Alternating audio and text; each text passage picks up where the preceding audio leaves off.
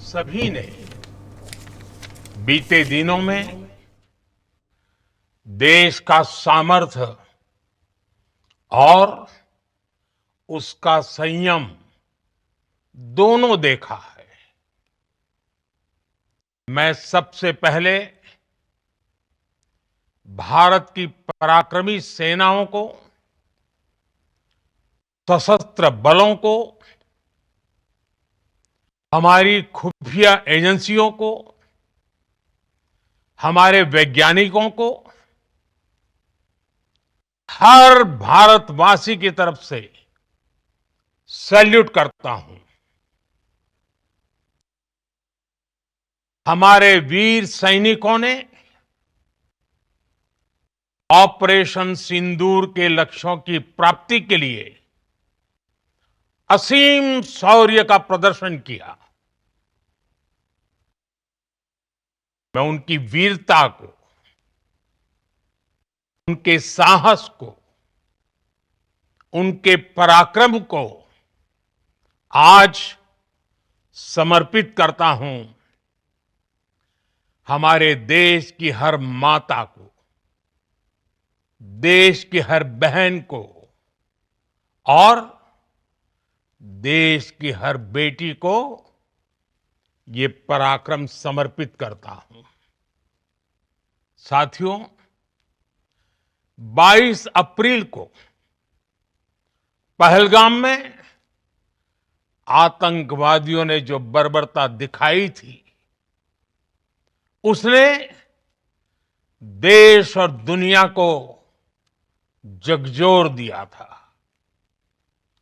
छुट्टियां मना रहे निर्दोष मासूम नागरिकों को धर्म पूछकर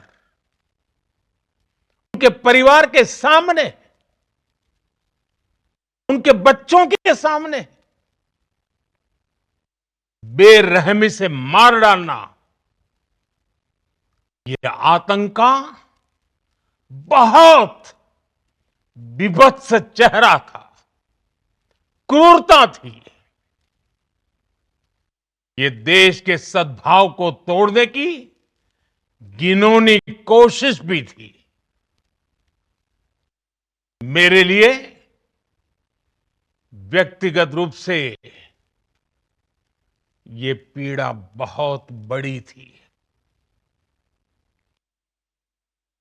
इस आतंकी हमले के बाद सारा राष्ट्र, हर नागरिक, हर समाज, हर वर्ग, हर राजनीतिक दल एक स्वर में आतंक के खिलाफ कड़ी कार्रवाई के लिए उठ खड़ा हुआ।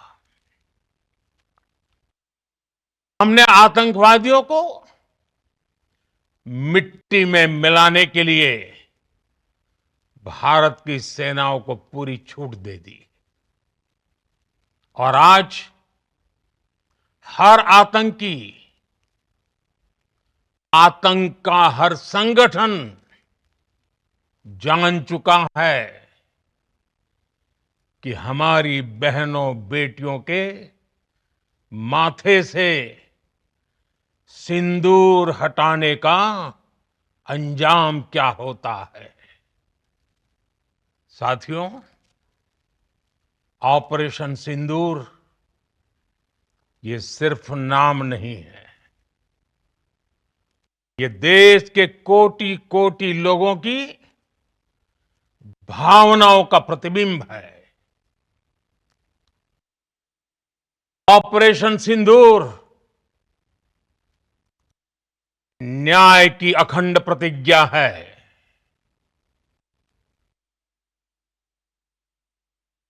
6 मई की देर रात, 7 मई की सुबह पूरी दुनिया ने इस प्रतिज्ञा को परिणाम में बदलते देखा है। भारत की सेनाओं ने पाकिस्तान में आतंक के ठिकानों पर, उनके ट्रेनिंग सेंटर्स पर सटीक प्रहार किया। आतंकियों ने सपने में भी नहीं सोचा था कि भारत इतना बड़ा फैसला ले सकता है। लेकिन जब देश एकजुट होता है, नेशन फर्स्ट की भावना से भरा होता है, राष्ट्र सर्वोपरि होता है, तो फौलादी फैसले लिए जाते हैं, परिणाम लाकर दिखाए जाते हैं। जब पाकिस्तान में आतंक के अड्डों पर भारत की मिसाइलों ने हमला बोला, भारत के ड्रोन्स ने हमला बोला, तो आतंकी संगठनों की इमारतें नहीं, बल्कि उनका हौसला भी थर्रा गया। बहावलपुर और मुरिद के जैसे आतंकी ठिकाने एक प्रकार से ग्लोबल टेररिज्म की यूनिवर्सिटीज रही है। दुनिया में कहीं पर भी जो बड़े आतंकी हमले हुए हैं, चाहे 9/11 हो, चाहे लंदन ट्यूब बॉम्बिंग हो, या भारत में दशकों से जो बड़े बड़े आतंकी हमले हुए हैं, उन सब के तार कहीं ना कहीं आतंक के इन्हीं ठिकानों से जुड़ते रहे हैं। आतंकियों ने हमारी बहनों का सिंदूर उजाड़ा था, इसलिए भारत ने आतंक के ये हेडक्वार्टर्स उजाड़ दिए। भारत के इन हमलों में 100 से अधिक खूंखार आतंकवादियों को मौत के घाट उतारा गया है। आतंक के बहुत सारे आका बीते 2.5-3 दशकों से खुलेआम पाकिस्तान में घूम रहे थे, जो भारत के खिलाफ साजिशें करते थे। उन्हें भारत ने एक झटके में खत्म कर दिया। साथियों, भारत की इस कार्रवाई से पाकिस्तान घोर निराशा में गिर गया था, हताशा में गिर गया था, बौखला गया था। और इसी बौखलाहट में उसने एक और दुस्साहस किया। आतंक पर भारत की कार्रवाई का साथ देने के बजाय पाकिस्तान ने भारत पर ही हमला करना शुरू कर दिया। पाकिस्तान ने हमारे स्कूलों, कॉलेजों को, गुरुद्वारों को, मंदिरों को, सामान्य नागरिकों के घरों को निशाना बनाया। पाकिस्तान ने हमारे सैन्य ठिकानों को निशाना बनाया। लेकिन इसमें भी पाकिस्तान खुद बेनकाब हो गया। दुनिया ने देखा कि कैसे पाकिस्तान के ड्रोन्स, पाकिस्तान की मिसाइलें भारत के सामने तिनके की तरह बिखर गई। भारत के सशक्त एयर डिफेंस सिस्टम ने ने आसमान में ही नष्ट कर दिया। पाकिस्तान की तैयारी सीमा पर वार की थी, लेकिन भारत ने पाकिस्तान के सीने पर वार कर दिया। भारत के ड्रोन्स, भारत की मिसाइलों ने सटीकता के साथ हमला किया। पाकिस्तानी वायुसेना के उन एयरबेस को नुकसान पहुंचाया, जिस पर पाकिस्तान को बहुत घमंड था। भारत ने पहले 3 दिनों में ही पाकिस्तान को इतना तबाह कर दिया जिसका उसे अंदाजा भी नहीं था। इसलिए भारत की आक्रामक कार्रवाई के बाद पाकिस्तान बचने के रास्ते खोजने लगा। पाकिस्तान दुनिया भर में तनाव कम करने के लिए गुहार लगा रहा था, और बुरी तरह पीटने के बाद इसी मजबूरी में 10 मई की दोपहर को पाकिस्तानी सेना ने हमारे डीजीएमओ को संपर्क किया। तब तक हम आतंकवाद के इंफ्रास्ट्रक्चर को बड़े पैमाने पर तबाह कर चुके थे। आतंकियों को मौत के घाट उतार दिया गया था। पाकिस्तान के सीने में बसाए गए आतंक के अड्डों को हमने खंडहर बना दिया था। इसलिए जब पाकिस्तान की तरफ से गुहार लगाई गई, पाकिस्तान की तरफ से जब ये कहा गया कि उसकी ओर से आगे कोई आतंकी गतिविधि और सैन्य दुस्साहस नहीं दिखाया जाएगा, तो भारत ने भी उस पर विचार किया। और मैं फिर दोहरा रहा हूं, हमने पाकिस्तान के आतंकी और सैन्य ठिकानों पर अपनी जवाबी कार्रवाई को अभी सिर्फ स्थगित किया है। आने वाले दिनों में हम पाकिस्तान के हर कदम को इस कसौटी पर मापेंगे कि वो क्या रवैया अपनाता है। साथियों, भारत की तीनों सेनाएं,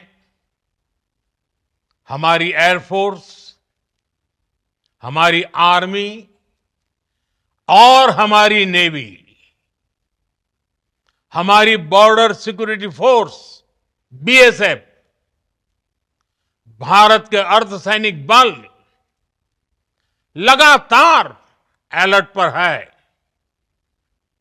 सर्जिकल स्ट्राइक और एयर स्ट्राइक के बाद अब ऑपरेशन सिंदूर आतंक के खिलाफ भारत की नीति है। ऑपरेशन सिंदूर ने आतंक के खिलाफ लड़ाई में एक नई लकीर खींच दी है। एक नया पैमाना, न्यू नॉर्मल तय कर दिया है।